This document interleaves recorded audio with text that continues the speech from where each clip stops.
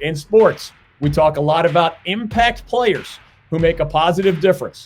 When it comes to our state's economy, the North Carolina pork industry is a true MVP. Each year, the pork industry plays an important role in supporting rural communities across our state.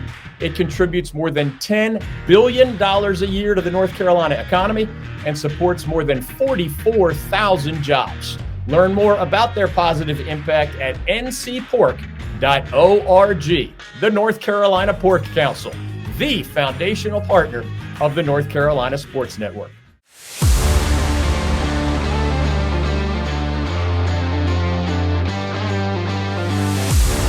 Wild Dogs and Hogs continues on for week 9 of the college football season here in 2023. I am Mike Waddell here on the North Carolina Sports Network, joined as always by the coach, Jim Collins. And Coach, you got to tell us, how was your trip back home to Elon last week and the big Phoenix victory over Monmouth? I tell you what, the Phoenix came out and played well early, and then held off a ferocious rally by Monmouth. It was good. It was great. First time I've been back, and I don't want to say how long because I'll be dating myself, but an extremely long time, because I had an excuse. I worked every Saturday for a lot of years, and so it was great to be back on campus. That campus has changed so much, and it's beautiful. But very happy for Tony Trisciani and the staff and the players at Elon. Came out with a big win, and I got to spend a lot of time with some old friends there. So it was great. It was nice to be there. But another FCS game that we saw last week, David Glenn and myself, involved one of your friends, Kerwin Bell, the head coach at Western Carolina, against Furman. Now the Paladins get the win right there. But again, as DG likes to say, something's cooking in Cullowhee. Kerwin Bell really has an atmosphere now. I've never seen the type of environment that Kerwin Bell, Director of Athletics, Alex Gary, and everybody associated with Catamount Athletics has built up around the purple and gold in the mountains. They might not have gotten the win this week, but they are going to be a force to be reckoned with for a long time to come. I think a lot of people in Gator country are really proud of Kerwin. Oh, no doubt. Kerwin and I go all the way back to 1990 when we first went to the University of Florida. He was in between jobs in the NFL and wanted to get into coaching. So he actually served as a GA for us in 1990, and then went back into the Canadian League, or maybe back even into the NFL. But Kerwin's a heck of a good football coach. Understands, is an excellent offensive mind, has a lot of the same qualities, and learned under Coach Spurrier. So it does not surprise me that they're making great progress in Cullowhee. And as you know, Kerwin won the national championship at Valdosta State also. So his track record's pretty good. Another guy who has a pretty good track record is Mac Brown, the head coach at North Carolina, has that national championship at the University of Texas and has rebuilt for a second time the University of North Carolina program. But Jimmy, an absolutely gut punch of a defeat last week in Kenan Stadium under the lights, falling to Virginia in the South's oldest college football rivalry. And I tell you, while the play on the field was not what the fans wanted, at least some of the fans showed up. The most disappointing thing, I think, last weekend, and it's been well chronicled around the Triangle, is how the North Carolina football fans did not show up. That is not acceptable if you're trying to legitimately be a top 10 program. When you roll out of the tunnel at Kenan Stadium and you see a place that is not full, and that's being a very generous characterization, what type of an impact does that have on the team? I'm not saying that's what made them not come out with a lot of fire. I think the coach, Matt Brown, was well aware of that during the week. He knew that he was, facing an uphill battle trying to get his team ready for a one-win Virginia team. But that type of display by the fans is really, it's what I would call the ultimate hubris. I grew up a Carolina football fan. I know what it was like back there in the 70s and 80s when it was really starting to get rolling under Coach Crum, and then how Mac Brown built it up again in the 1990s. And there was a long time when nothing good was happening around there. And I just don't get where the Carolina football fan base gets the arrogance that they do, that they're entitled to win, or they don't have to show up this week. They can pop up and look at the leaves or go out to the Outer Banks and enjoy one last beach weekend. You got to show up and support your team if you're going to be a top 10 program. Well, I don't think there's any doubt about that, Mike. And it is fall break, or it was fall break last week at North Carolina. So some of the students weren't there. But when you're a Power 5 football team and you're ranked 10th in the country, I don't care who you're playing, whether it's a one-loss Virginia team or the number one ranked team in the country. You show up. And you show up and you show out and you're loud and you make it tough on a team that has one win. You make it very difficult for them to come in and play in that type of atmosphere. I had the good fortune of being at one of those type schools where we had fans that they showed up every week. They didn't care who you played. They were going to be there. They were going to be loud. And it was going to become a place where for somebody to come in and think they were going to win in Ben Hill Griffin Stadium at that time, there was no way that very many people did that. And never lost. In all those years we were at Florida, 12 years, we never lost to an unranked team. And that's a pretty good record. I don't know. I have no answer for you, and I hate this term very passionately. Well, they're a basketball school. Well, bull crap. They're not a basketball school. They're an all-sports school. They win national championships, and in Olympic sports, there's no reason they can't win a national championship in football either, because they have great facilities, great opportunities, and they've got a good coaching staff, and they do what it takes. Fans need to come out and support them all the time, not just when they think it's a big game. Yeah, it wasn't a news flash or a breaking news that it was fall break last week in Chapel Hill. Everybody knew it. Everybody that works at Carolina knew it. All the fans knew it, or they should have known it. It was an opportunity to go see a top 10 team playing against a big geographical rival.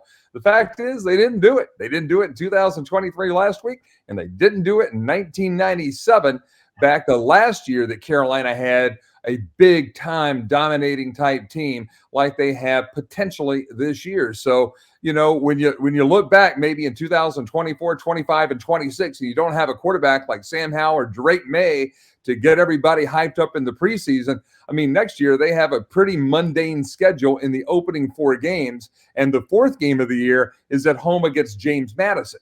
And it's the type of game like that where a Carolina crowd will say, oh, it's just JMU. They're just the Dukes. They're not that big of a deal. That's another game that will come up and bite the Tar Heels square in the ass. We're going to come back in a second, and when we do, we'll talk about Duke and Riley Leonard's ankle. We'll talk about NC State and their big opportunity this weekend to get their 2023 schedule back on track with the visiting Clemson Tigers. That's coming up next as Wild Dogs and Hogs rolls on here all across the Old North State on the North Carolina Sports Network. Sport Clips is like no other place you've ever gotten your haircut. Sports everywhere, TVs everywhere, playing sports, and guys, smart stylists who know how to give you the haircut you want and the haircut you need. You don't ever need an appointment.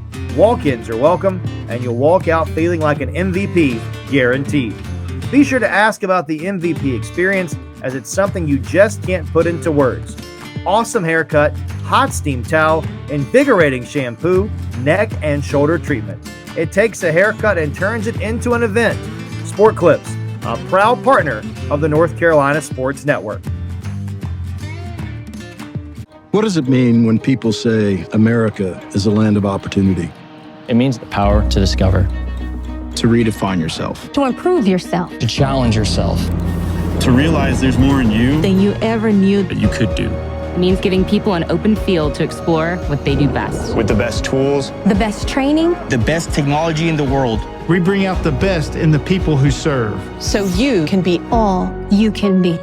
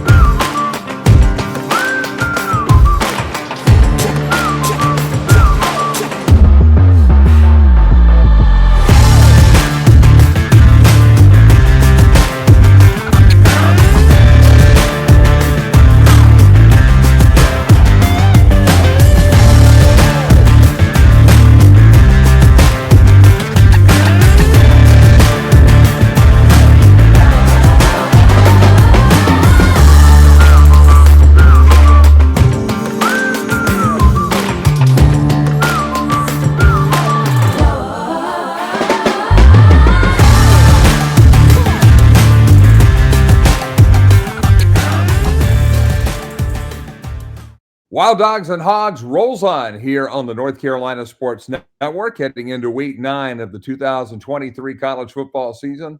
I'm Mike Waddell, along with the coach, Jim Collins. And, Coach, before we move on to Duke and NC State, let's get one more word in about the Wild Dogs from North Carolina. The two guys who really come to play each and every week, they are the dominating position group for the Tar Heel football team, and that has to be Tommy Thigpen's linebacking core. We're talking, of course, about Cedric Gray and Eccles.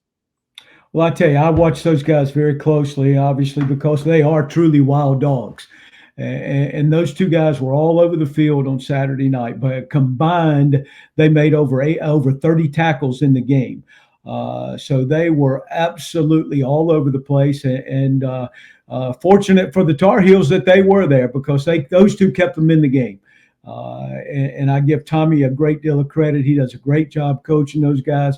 But both those guys are extremely smart football players and understand what they're trying to do in the system. And they play with great intensity and great toughness.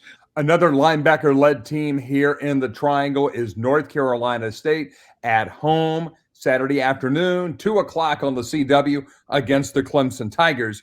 And Peyton Wilson is the guy who is the heart and the soul of this NC State football team. He's going up against a struggling Clemson team. How do you see this one shaking out over at the Carter?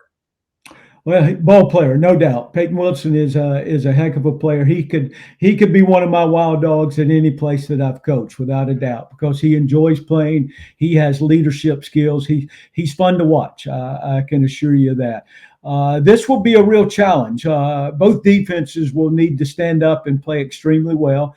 And in my opinion, I think it will be a defensive struggle. Both teams have struggled on offense at this point in time. So whoever plays the best on defense will come out the winner in this game, without a doubt. Clemson has struggled on the road, as you look at the loss at Miami and the loss at Duke to open the season. So it will be interesting to see where the Tigers will be when they come into Carter Finley Stadium on Saturday. So it'll be a real challenge for Clemson. It's been a long time since anybody said that it's a real challenge for the Clemson Tigers. But there is they're 7-6 over their last 13 games. So it'll be an interesting matchup as we kick it off in Raleigh on Saturday night. Duke on the road this weekend. Jimmy, the Blue Devils, with some questions at quarterback, have to go over and play Louisville. This is a de facto elimination game for both the Blue Devils and for the Cardinals. Well, I think it's a huge challenge for the Blue Devils, especially if Riley Leonard is not able to play. It's I've coached games at Louisville Stadium also, and it's a good place to play. Their fans are enthusiastic. Get in the game. It'll come down to the Duke defense if Riley does not play. The Louisville offense is very high powered, and they average well over 450 yards a game, and the Duke defense will have to get them off the field early and get them off the field often to have a chance to win the game without Riley. If Riley Leonard does play, and I don't mean to take anything away from the Duke backup, and they'll have a good plan for him this week to do things that suit him and that he will be able to carry out the game plan. Tough situation he ended up in last week at Florida State in a very hostile atmosphere, to go into the game at that point in time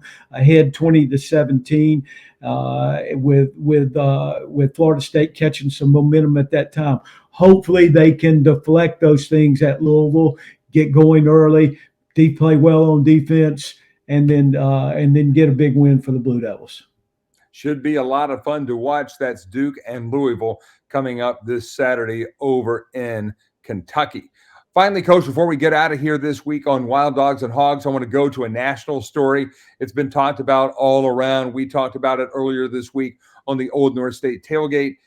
It's that sign-stealing controversy going on in Ann Arbor. It just seems like if it's not one thing, it's another for Jim Harbaugh right now. The question is, if he survives this, and that's a big if right now, how long is it before you think he just says, I'm done with college football. I'm going back to the NFL?